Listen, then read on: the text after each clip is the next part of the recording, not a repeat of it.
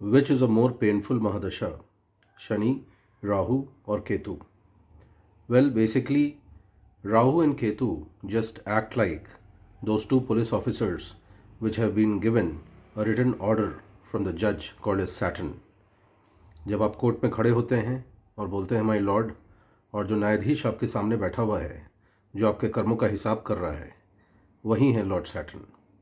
So basically, Rahu and Ketu are the two police officers which are assigned by the judge Saturn to take care of you or to take care of your past karma. If we talk about the colors of these planets, Saturn's color is blue, Rahu is black and Ketu is white. If we talk about the deities associated with these planets, then of course the god of Saturn is Kal Bhairav. All of us are here on this planet on a Simit Kalkhand. This Kal, this time, is governed only by Lord Saturn. As far as Rahu is concerned, it is governed by Ma Saraswati. Because often during the mahadasha of Rahu, you will find that a person's mind is unnecessarily obsessed with things, with unknown fear, with insecurities, and they take a very big shape. It is basically an explosion in one's mind in the mahadasha of Rahu, and hence Ma Saraswati, who represents wisdom, knowledge, good intent, one should worship Ma Saraswati in the mahadasha or antardasha of Rahu. And then Ketu, the lord of Ketu is of course Bhagwan Ganesh, also called as Vignaharta. Why? Because in Ketu Mahadasha, you will experience a lot of obstacles, lot of hindrances. And that is why I tell to most of my clients that if they are running a Ketu Mahadasha, one should always pray Lord Ganesha, do Ganesh Chalisa as much as possible, and remember him always before the start of any work. Well, you will find different shades in the Mahadashas of these planets. In Saturn, because it is the Karmadhipati, Karma Faldayak, it will give the results of all your karmas, let it be Sanchit Karma or let it be your karmas which you have done in this birth.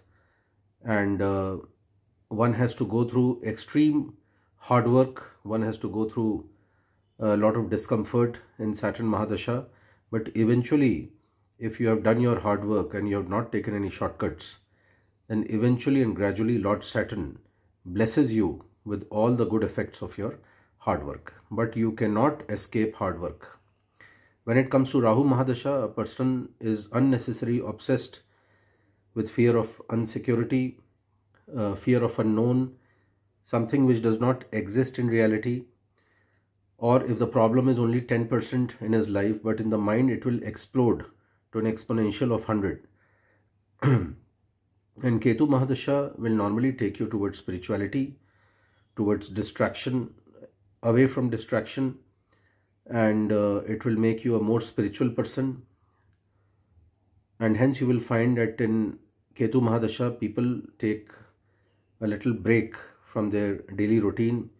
They might leave their jobs. They might not like to be under any kind of influence of the worldly, the worldly practices. They would like to move away from the world, maybe to a more solitary place. Maybe they would start staying alone. These are the representations of a Ketu Mahadasha. If there is any kind of dirt or salt which moves from your throat above to the head, then you are a victim of Rahu. But if you are having a problem in your lungs, stomach, intestine, legs, knees, abdomen, then you are a victim of Ketu. Because Rahu represents this part of the body, that is anything above from your neck. And Ketu represents the entire body minus the head. Because you all know the story of Rahu and Ketu. There was a Rakshasa called as Swarbhanu, which was cut into two pieces by Lord Vishnu. The upper part is Rahu and the lower part is Ketu. The animals which are represented by these three planets, Saturn represents buffalo. Buffalo is also associated with Yama. In Hindu mythology, Yama is the brother of Lord Saturn. And the planets, the animals which are represented for Rahu are the wild, crazy, the small rats and elephants, and the animal which is associated with Ketu is the dog or the donkey or the lizard. Saturn, if not in good dignity, it will affect your eyebrows, your hair, the bones, the joints, the legs. If your Saturn is not good, merely by looking at your face one can say, because the quality of the hair, the quality of the eyebrows also represents the quality of the Saturn. So it is easy to point out just by merely looking at your face that what part of the body, what part of the face, is the quality. If the quality of the hair is bad, it is a mere representation that your Saturn is not in good dignity in your horoscope. One has to also see that the date palms, the palm trees are also a representation. The jamun tree is also a representation of Saturn, and the Rahu is represented by coconut tree. Ketu is represented by the tamarind tree or the banana tree, and hence during Ketu mahadasha we always tell people to also worship the banana tree.